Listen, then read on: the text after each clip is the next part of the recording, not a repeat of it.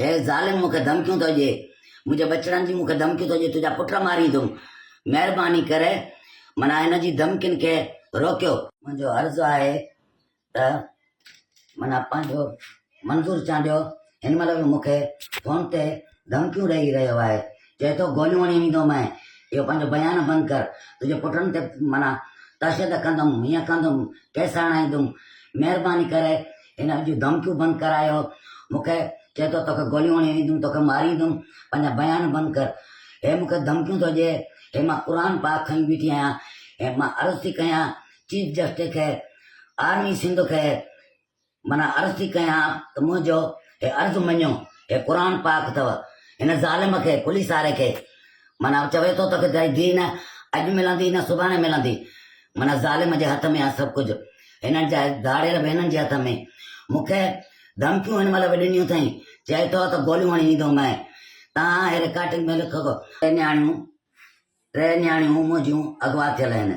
महिरबानी करे माना मुंहिंजो अर्ज़ु आहे त हे मूंखे धमकियूं थो ॾिए, महिरबानी करे मुंहिंजो अर्ज़ु आहे चीफ जस्टिस खे, आर्मी सिंध खे, हे मंज़ूर चांडियो, इनू चांडियो, शहर चांडियो, हे मूंखे धमकियूं ॾेई रहिया आहिनि। माना हिन महिल बि मूंखे धमकियूं ॾेई रहिया आहिनि त पंहिंजो बयानबाज़ी बंदि कर। मां बयानबाज़ी बंदि कयां, पंहिंजा बयान बंदि कर। हे मां क़ुर पाक खणी बीठी आहियां, मुंहिंजो अर्ज़ु आहे चीफ जस्टिस खे, आर्मी सिंध खे, मां रनज़ाल टीचर, माना मूंखे एतिरो ख़र्च बि कोन्हे को, माना मां बचन पालण में हलाक आहियां। हे ज़ालिम मूंखे धमकियूं थो ॾिए, मुंहिंजे बचड़नि जी मूंखे धमकियूं थो ॾिए, तुंहिंजा पुट मारींदुमि। महिरबानी करे माना हिन जी धमकियुनि खे रोकियो। मां कोई क़ुर पाक खणी बीठी आहियां, आर्मी सिंध खे, मां ग़रीब, मुंहिंजो इंसाफ़ कयो, इंसाफ़ कयो, इंसाफ़ कयो, इंसाफ़ कयो। हे ज़ालिम मूंखे धमकियूं थो ॾिए, हे ज़ालिम मुंहिंजे बचनि खे धमकियूं थो ॾिए, मूंखे थो चए तुंहिंजा पुट मारींदुमि, तुंहिंजे पुटनि ते मां केस हणाईंदुमि, तुंहिंजे दरनि खे मां गोलियूं हणी ईंदोमांइ।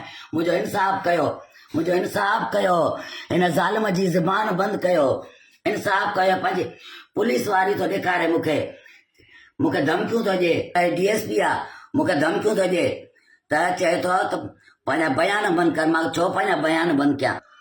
आर्मी सिंध खे, चीफ जस्टिस खे मां अर्ज़ु थी कयां, रनज़ाल टीचर आहियां, मां तव्हांखे अर्ज़ु थी कयां, हे मूंखे हिन महिल बि अधु कलाक खनि ॾियो, माना मूंखे धमकियूं ॾिनियूं अथई, चए थो पुट मारींदोमांइ, तोखे गोलियूं हणी ॾींदोमांइ। मां अर्ज़ु थी कयां त मुंहिंजो अर्ज़ु ॿुधियो वञे, छो नथो मुंहिंजो इंसाफ़ थिए? मां ग़रीब आहियां, इन जे करे मूंसां इंसाफ़ नथो थिए।